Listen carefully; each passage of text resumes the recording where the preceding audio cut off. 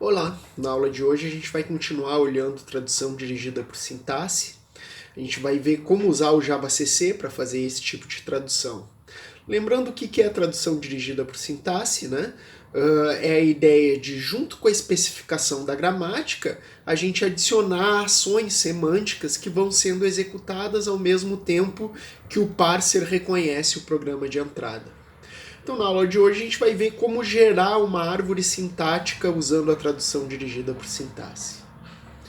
Vamos dar uma olhada nisso, então. Então, lembrando, né, no JavaCC, a gente consegue implementar uma gramática. A ideia é que a gente define os terminais da gramática e depois a gente vai montando funções, né?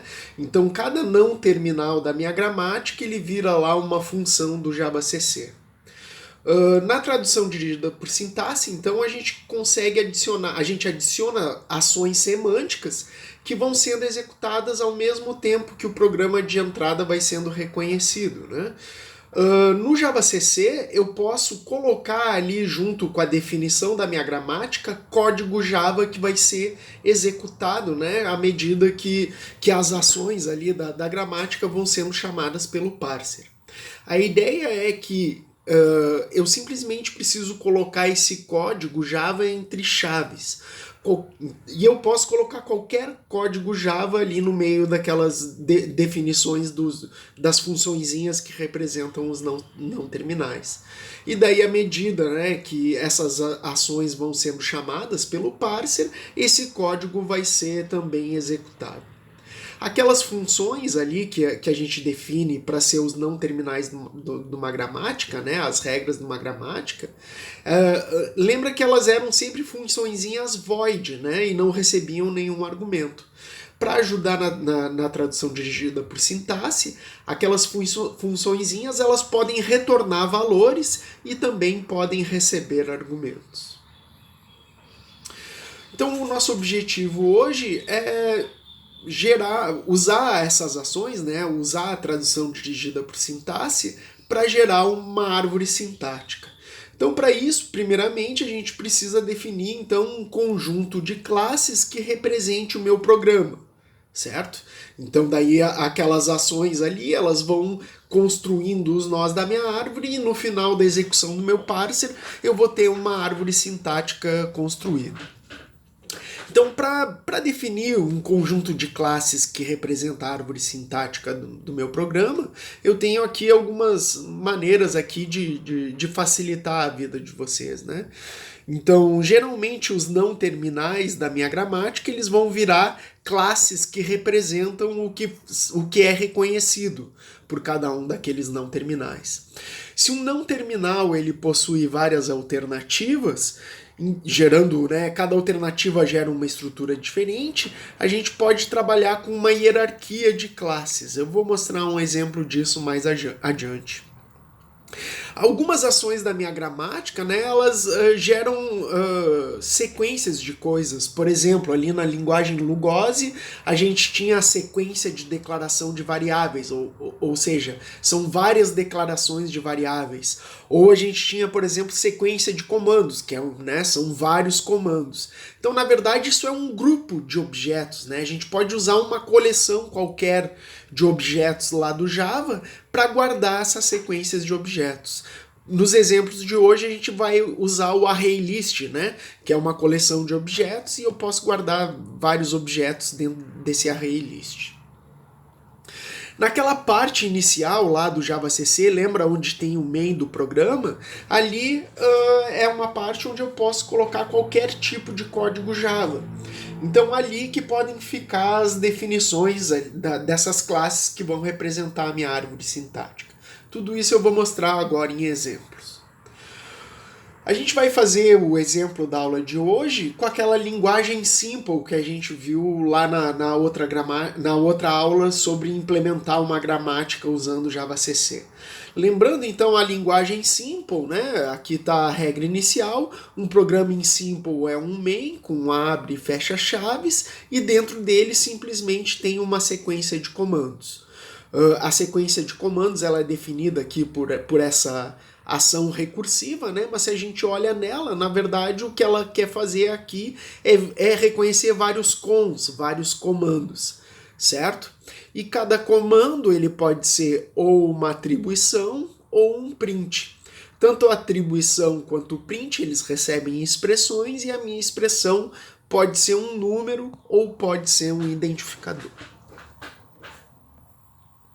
Lembrando, então, aqui tem um exemplo em Simple, né? Então, o Simple, ele tem um programa, ele tem um main com abre e fecha chaves, e no meio a gente tem uma sequência de comandos.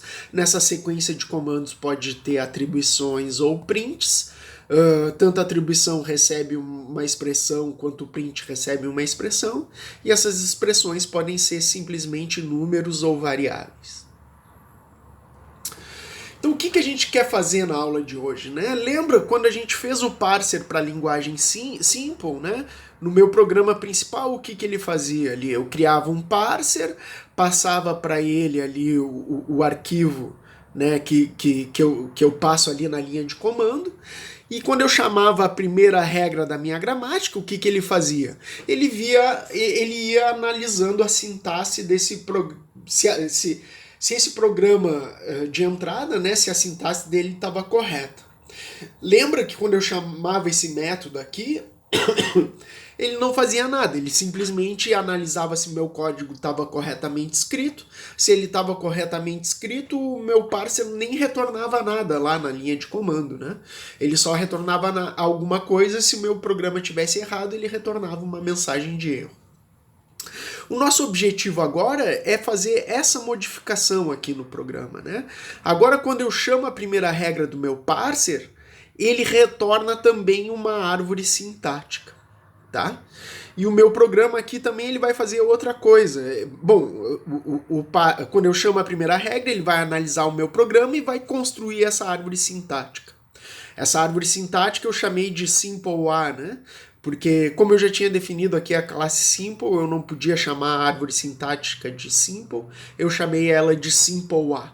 Então aqui, quando eu chamar o primeiro método do meu parser, ele vai retornar uma árvore sintática, lá um objeto que representa essa árvore sintática, e lá dentro vão estar todas as construções do meu programa. Outra coisa que eu faço aqui nesse programa é eu implementei um método print, que recebe a árvore sintática e, partindo da árvore sintática, ele reimprime o programa original. Vamos dar uma olhada então como a gente implementa essas coisas. A primeira coisa que a gente tem que fazer então é definir um conjunto de classes que representa a minha árvore sintática. Lembrando, né, então, o programa Simple aqui, olhando para a gramática dele, ele tem um main ali, né, e abre e fecha chaves, e depois tem uma regra comandos que consegue reconhecer uma sequência de comandos.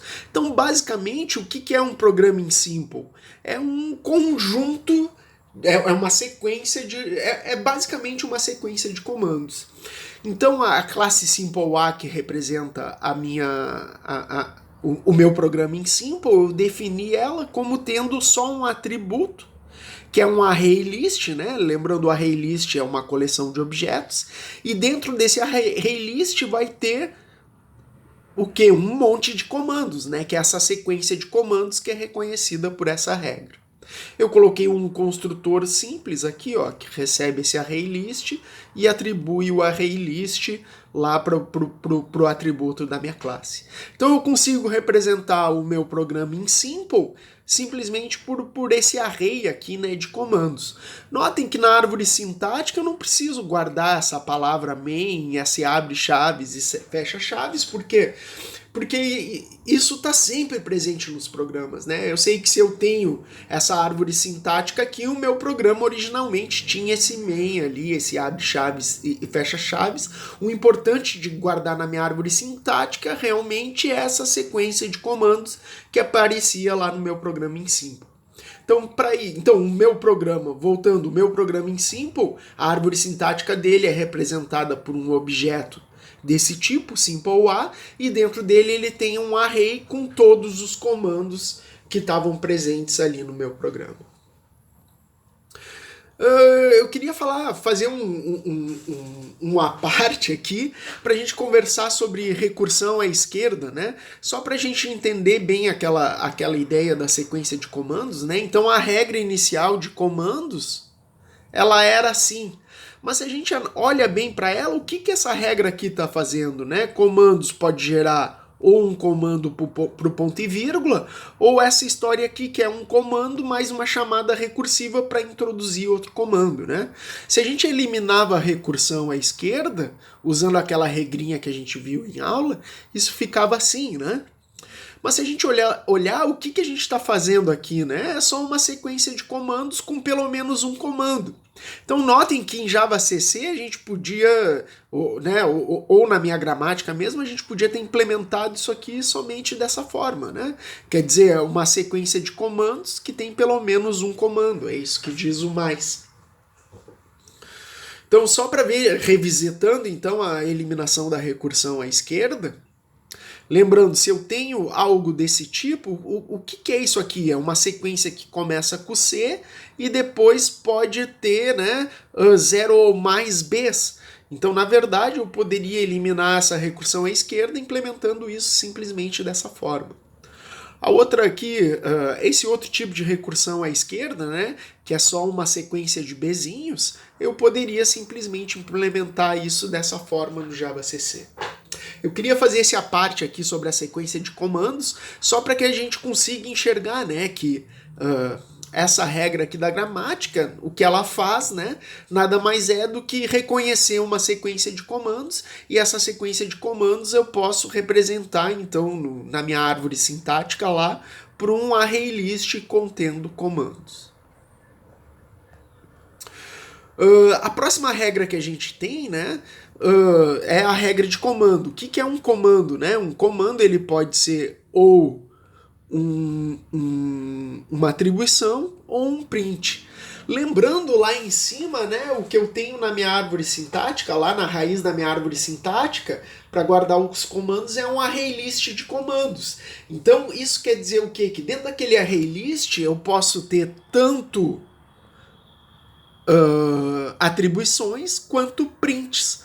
A forma de representar isso é criar uma superclasse comando e depois criar duas subclasses, né? Uma de atribuição e uma para o print. Dessa forma lá, quando eu digo que o meu array list ele é uma coleção de comandos, então dentro dele eu posso ter qualquer objeto de subclasse de comando, que poderia ser ou a atribuição ou o print, né?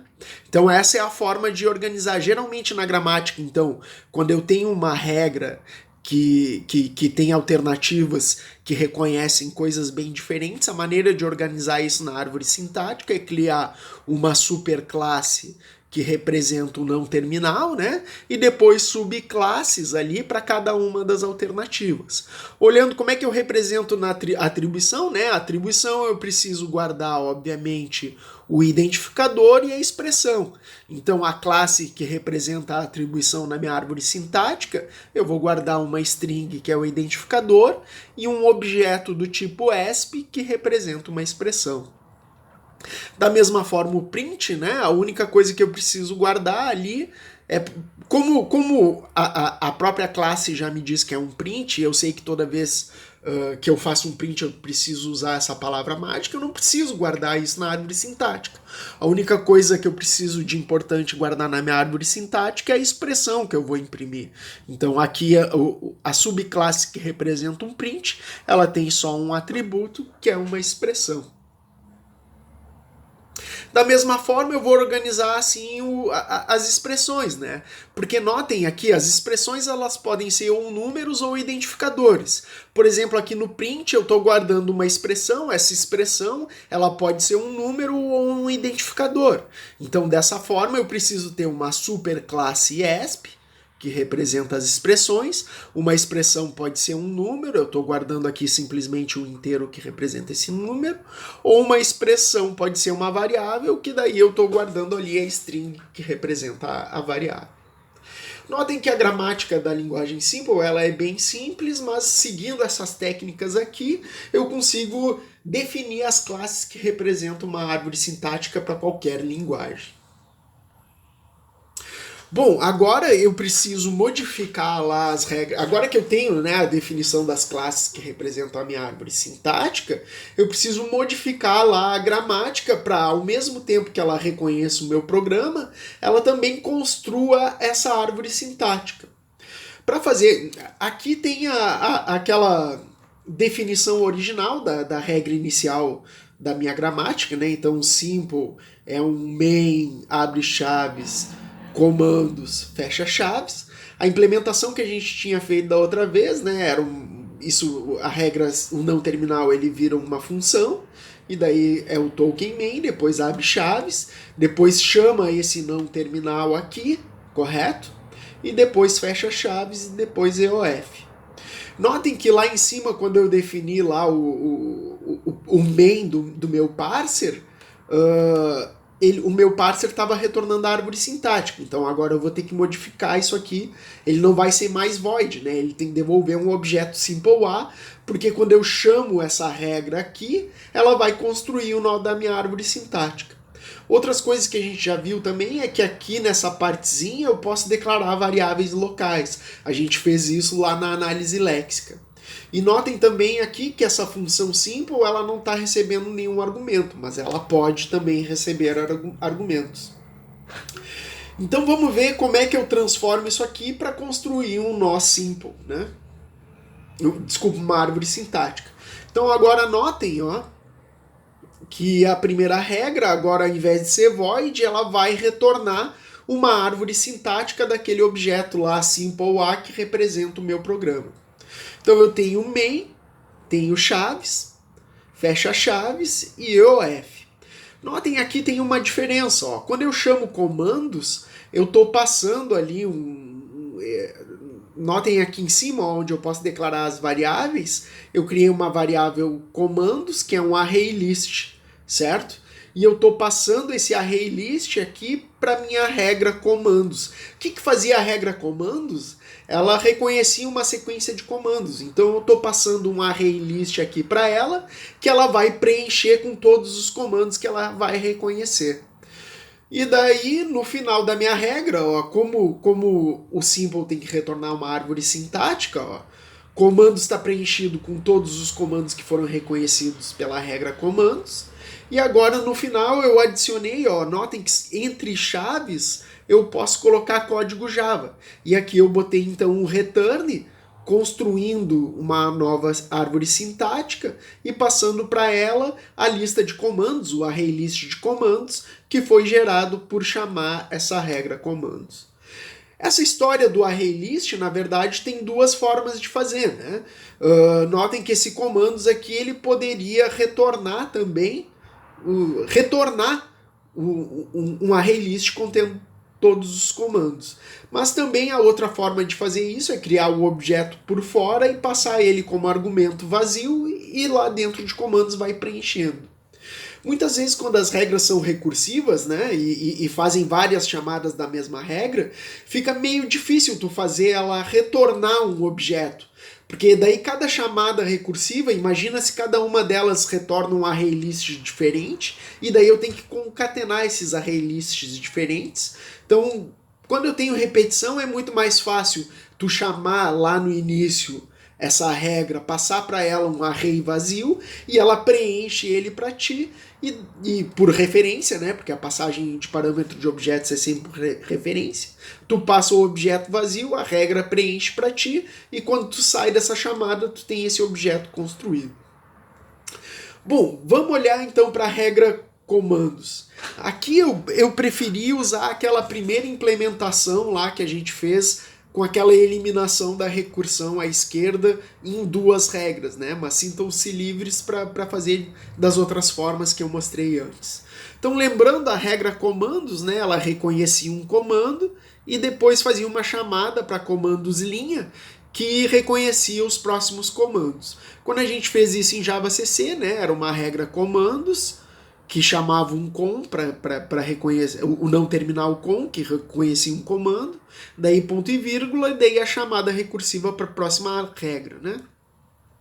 Então notem que agora comandos vai receber aquele array list lá como argumento que eu vou, então ele é um objeto já criado que eu vou construir, então inserir neles todos os comandos que a minha regra comandos reconhecer. Então notem agora, ó, que eu fiz uma variável local comando, certo? Que serve para guardar um comando reconhecido. Daí com aqui, ó, tá devolvendo esse comando que foi reconhecido por esse não terminal. Logo em seguida, ó, eu inseri uma ação semântica entre chaves. As ações semânticas ou o código Java sempre é inserido entre chaves. E o que eu estou fazendo aqui? Estou pegando aquele array que veio como argumento e estou chamando o método add para adicionar esse comando que veio aqui do não terminal comando, do não terminal com, né? Então notem que eu posso declarar variáveis aqui em cima. Com agora reconhece um comando, né?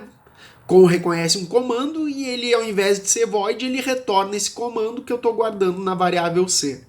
E daí logo depois eu quero inserir isso então no meu array list. Adicionei essa ação. O array list ele tem o método add para adicionar algo lá dentro. E estou adicionando então esse comando que foi reconhecido aqui anteriormente. Daí eu tenho ponto e vírgula. Notem que agora comandos L, ó, eu estou passando de novo para o comandos L, aquele comando que agora já tem pelo menos um objeto lá dentro, e o comandos L vai seguir reconhecendo os próximos comandos e vai inserindo eles aqui nesse array list. Comandos L, né? Então só lembrando como ele era implementado antes, a regra da gramática. Comandos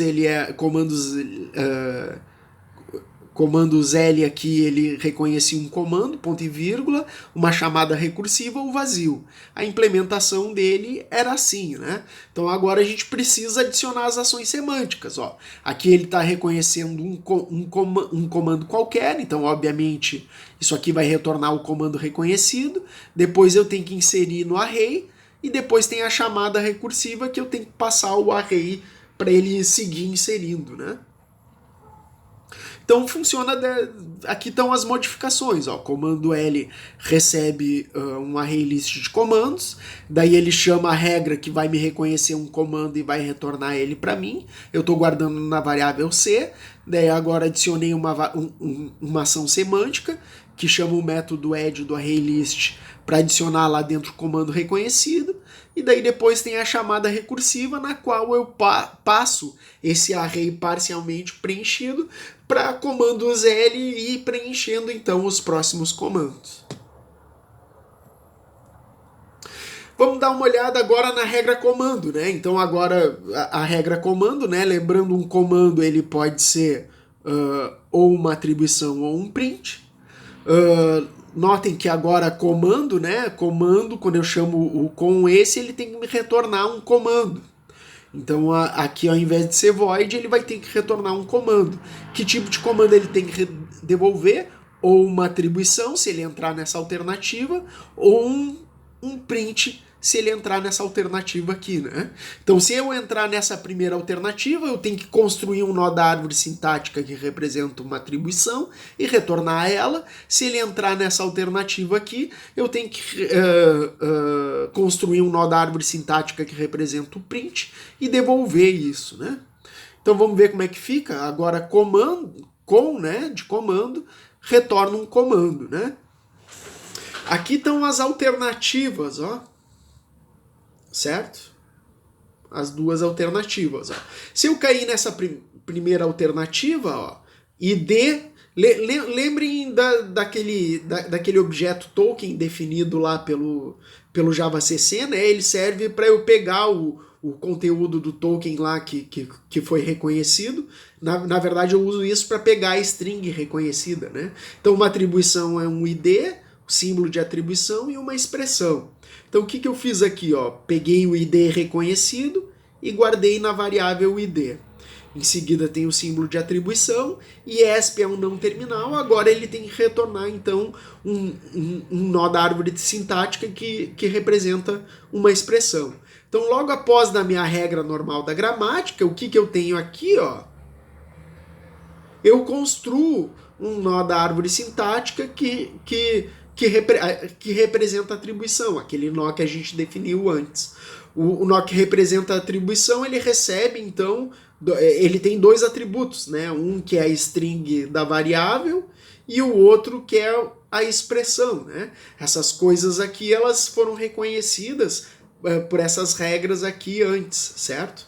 Então o código aqui, a ação semântica aqui, simplesmente cria um nó da árvore sintática representando a atribuição. Aqui embaixo eu tenho a alternativa do print, ó. O print abre parênteses, reconhece uma expressão. Notem que agora a expressão ele retorna um nó da árvore sintática, que é uma expressão, fecha parênteses, e logo após aqui tem a ação semântica. Ó, a ação semântica, ela cria um nó da árvore sintática que representa o print. Como eu tenho duas alternativas diferentes e eu tenho que retornar uma coisa só no final, como é que eu lidei com isso? Ó? Eu criei uma variável result aqui, certo? Aqui em cima. E essa variável result, que é um comando, ela pode ou nessa alternativa ser preenchida por um nó representando a atribuição, certo? Ou nessa outra alternativa, result é preenchido por um print. E daí notem que logo no final aqui eu retorno o result, que tem que ser um comando. Esse esquema aqui ele foi feito, né? Porque daí, se ele entra numa alternativa, ele vai preencher result com uma atribuição. Se ele entra na outra alternativa, ele vai preencher o result com um print. É por isso que eu tive que... notem aqui que eu declarei essas variáveis que eu estou usando e preenchi elas com null, né? O mais importante, na verdade, é colocar esse result aqui começando com null. Porque como ele essa variável result, ela recebe um valor dentro de alternativas, né? Se tu não inicializar ela com null, o Java ali ele vai reclamar depois, ele vai dizer que a variável pode não ter sido inicializada. Isso aí é só para evitar uma mensagem de erro ali que pode confundir vocês. Né? Então isso acontece porque como eu tenho duas alternativas aqui e são elas que colocam os valores nessa variável result, o Java às vezes se complica ali, o Java CC, quando tu vai compilar o código gerado pelo Java CC, ele às vezes se perde ali, né? Como ele vê que essa variável é inicializada pelas alternativas, ele reclama quando tu chega aqui no final, ele não sabe se essa variável foi inicializada ou não para ser retornada, né? Então, para resolver isso, o ideal é que sempre que tem uma variável que eu vou preencher para retornar o conteúdo dela aqui no final, o ideal é que eu já comece ela com alguma coisa. Então eu inicializei ela com null. A última regra aqui, ó, ESP, né? Uma expressão, ela pode ser um número ou um identificador. A expressão, então, né, virou um não terminal e pode ser um número, né, ou um identificador. Então agora a gente tem que modificar essa regra para ela retornar um nó da árvore sintática representando uma expressão. Essa expressão ela pode ser um número ou um identificador. Notem que aqui é o caso bem parecido com esse aqui, então se tu não entendeu esse caso aqui, que é um pouco mais complicado, vamos olhar o caso então da expressão, que é mais simples. Então o ESP agora, ó, ele retorna um nó da árvore sintática representando uma expressão. Eu tinha o caso do número, né? Daí nesse caso eu pego aqui o número que foi reconhecido pelo token num, estou guardando isso na variável t, que é um token. E bom, depois que eu reconheci esse número, quer dizer que a expressão é um número. Então o result, que é o que eu vou retornar no final, vai receber um novo nó da árvore sintática representando um número. Aqui eu converti o t.image, que é uma string, usei o parseInt para converter isso para um inteiro. Se for um identificador, né, então o tzinho aqui vai o token vai receber um token de identificador e eu construo um novo nó da árvore sintática representando uma variável. Quando eu chegar aqui no final, eu retorno o result porque eu tenho que retornar uma expressão, né? Dentro desse result aqui, dependendo da alternativa que foi reconhecida pelo meu parser, ou vai ter um nó da árvore sintática representando um número, ou vai ter um nó da árvore sintática representando uma variável. Bom, vamos dar uma olhada nisso na prática agora.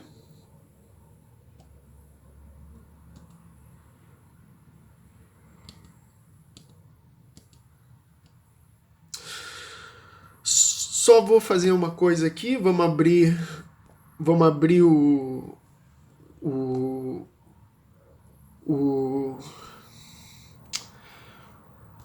abrir aquele código ali para dar uma olhada. Ó. Aqui tem o código completo que eu mostrei no slide. Ó. Então, inicialmente ali naquele parser begin eu posso ter qualquer código Java. Ó. Então, aqui no início eu tenho a definição da minha árvore sintática, que é aquilo que a gente viu nos slides, certo? Então tem toda aquela definição da árvore sintática. E daí tem aquele programa principal, ó, cuja modificação é a seguinte, ó. Quando eu chamo a primeira regra do meu parser, ele vai retornar uma árvore sintática e depois eu tenho um método print aqui, que eu quero que vocês deem uma olhada depois, que percorre a árvore sintática e vai imprimindo os nós dessa árvore sintática. Então notem aqui, ó, que eu tenho um print que vai recursivamente ali percorrendo aquela árvore sintática montada e vai reimprimindo então o meu programa original. E aqui eu tenho a análise léxica, que a gente já tinha visto da linguagem simple. E mais embaixo eu tenho a gramática, que a gente viu nos slides, acrescida dessas ações semânticas para construir a árvore sintática. Então aqui eu tenho o simple JJ com as modificações e tem um exemplinho ali que é o exemplo.sim, ó, que tem um programa escrito na linguagem. Então, primeira coisa que eu tenho que fazer é passar o JavaCC no arquivo JJ. Isso vai gerar várias classes Java, então eu vou compilar essas classes. Ele dá um warning aqui, mas está tudo ok. E agora eu posso executar, né? Então eu Java Simple e passo aquele exemplo. Lembrando, o que ele faz? Ele constrói a árvore sintática e depois percorre a árvore sintática reimprimindo o programa e isso fica dessa forma aqui. Notem que quando eu estou reimprimindo o programa a partir da árvore sintática, eu não cuidei muito bem a indentação, então ele está um pouco diferente do programa original, né? O programa original era esse aqui. Só algumas considerações finais aqui, então. Se vocês olharem ali o método print, eu fiz umas funções para percorrer aqueles nós e dependendo do nó, ele vai reimprimindo o programa, né? Então o nó principal eu tenho que reimprimir a palavra main, tem que imprimir o abre-chaves e daí depois eu fiz um outro método que recebe aquele array de comandos e vai percorrendo aquele array de comandos e reimprimindo os comandos originais. Uma outra forma de fazer isso é a seguinte, ó. Lembrando que no Java, se uma classe possui um toString, se eu imprimo um objeto da instância daquela classe, o Java usa esse método toString para reimprimir, né? Para imprimir aquele objeto. Uma outra forma de gerar código, né, seria... Porque notem uma coisa, né? O que eu fiz nesse exemplo? Eu construí a árvore sintática e depois, a partir da árvore sintática, eu reimprimi o programa original. Mas eu poderia, claramente, ao invés de reimprimir o programa original, ter imprimido na tela ali aquele mesmo programa escrito em uma outra linguagem. Por exemplo, a linguagem simple, ela é bem simples. Eu poderia ter transformado aquilo ali. Tão, é tão fácil quanto reimprimir aquele programa original, quanto imprimir ele em outra linguagem de programação, como por exemplo C ou Java, né? Então uma outra forma legal de fazer isso é através do método toString. Porque eu posso adicionar então um toString em cada uma daquelas classes da árvore sintática que explica como imprimir simplesmente aquele nó, né? Como reimprimir se eu quero fazer um printer do código, ou se eu quero, por exemplo, transformar aquele código em simple em Java, eu posso ter tostrings ali que explicam como imprimir cada um daquelas operações da árvore sintática em Java. Então tem duas formas, né, de gerar código a partir da árvore sintática dessa maneira que a gente viu aqui. Ou fazer um programinha que percorre a árvore sintática e a partir do nó imprime isso, ou definir esse método de impressão na própria árvore sintática com os métodos toString. A outra coisa que eu queria chamar a atenção de vocês é a história de debugar gramáticas e ações semânticas usando o JavaCC. Por exemplo, às vezes quando eu faço um erro na geração de código ali, ou na construção da árvore sintática, por exemplo, eu compilo com o JavaCC e dá tudo ok. Mas daí quando eu vou compilar aquelas classes Java, geradas pelo JavaCC, pode dar umas mensagens de erro. Qual é o problema? Essas mensagens de erro são em cima do próprio código gerado. Né? E como esse código é gerado automaticamente, tu não vai modificar esse código. Tu vai ter que voltar lá no JavaCC e tentar achar esse erro no próprio código JavaCC. Né? Tu não pode modificar aquele código que foi gerado automaticamente. Porque, bom, primeiro que ele é um código horrível de se modificar, que a gente não sabe exatamente o que ele faz ali. E a outra coisa é que daí, se tu fizer uma modificação naquele código lá, né, e tu quiser depois fazer uma modificação na tua gramática, tu vai perder tudo aquilo, né?